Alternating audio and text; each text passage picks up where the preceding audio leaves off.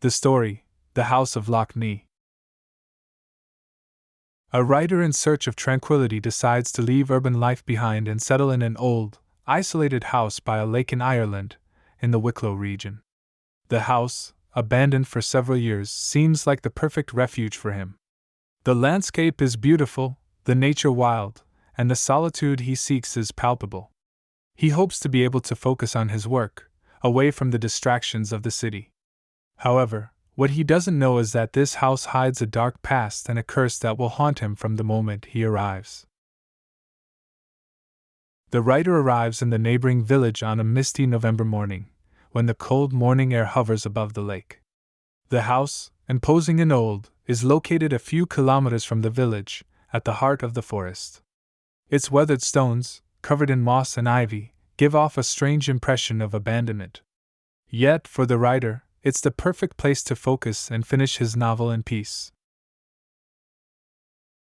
The interior of the house is as old as the exterior, but it is not in ruins.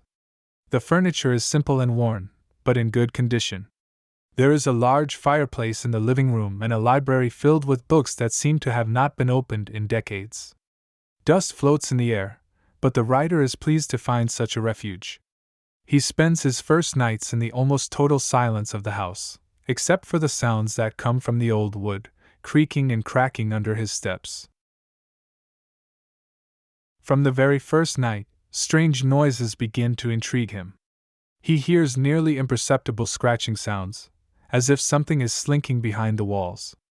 At first, he attributes it to the old pipes and the house itself, but he cannot shake the feeling of being watched.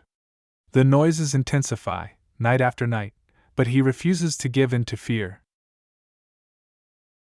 One day, while exploring the attic, he finds an old leather journal hidden beneath a floorboard. The ink is almost faded, but he manages to decipher some of the pages. This journal belonged to a former inhabitant of the house, a man who seemed to have lived in constant terror.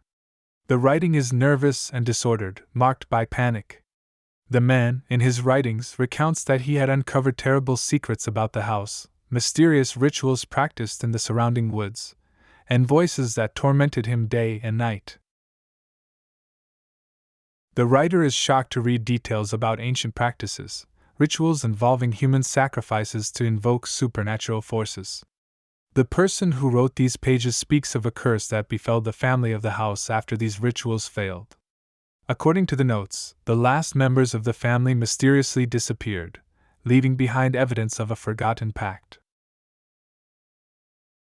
From this moment, strange events multiply. Footsteps in the hallways, doors slamming violently for no reason, objects moved without explanation. The writer begins to feel as though he is not alone in the house. Each night, the feeling of presence becomes stronger.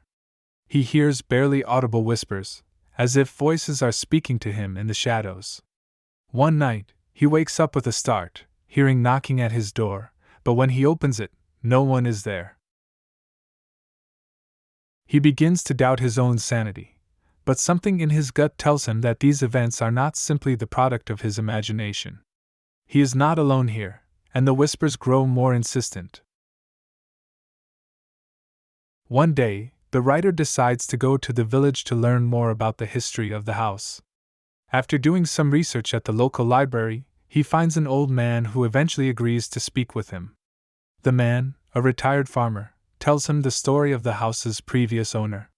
He speaks of a family that had lived there for generations, but whose members disappeared under mysterious circumstances. Local rumors speak of occult practices and curses dating back centuries. "People stopped coming here a long time ago," says the old man in a grave voice. "They said the house was cursed, that a sinister force prowled around it, that it was better not to get too close.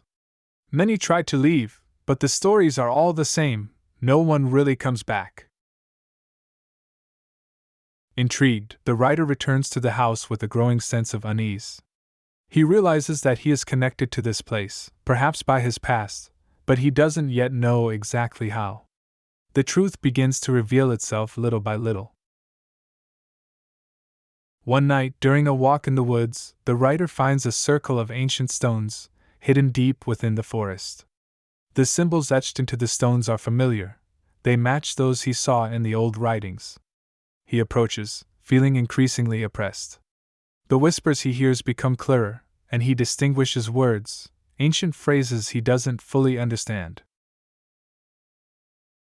Suddenly, figures appear on the horizon, spectral shapes, blurred, moving among the trees. He barely has time to realize what he is seeing when a deep voice rises, resonating in his head, as if it comes from everywhere. "You are the one who was chosen. You have awakened what was asleep. We have been waiting for you." The wind suddenly picks up, and a pale light floods the clearing. The rider, panicked, tries to flee, but he is paralyzed by an invisible force. An increasing pressure seems to engulf him.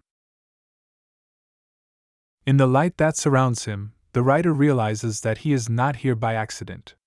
He has been drawn here, as if past events have led him to this exact moment. The voice he hears is not just a ghost, but an ancient entity, a spirit tied to the family that once lived in this house. He understands that he is part of a larger plan, a plan that was set in motion centuries ago. The entity explains that he is connected to this place by blood, a descendant of the house's former occupants. The curse that struck the family now has a direct link to him, and he must complete the unfinished ritual to release the captured souls. But this ritual comes at a price. He must offer something precious, and there is no escape. The writer hesitates. If he completes the ritual, he will break the curse, but at the cost of his own freedom. If he flees, the curse will continue to spread, and others will pay the price. After much thought, he decides to complete the ritual. He takes a ceremonial knife he found in the house and, in one final act of will, makes the necessary sacrifice.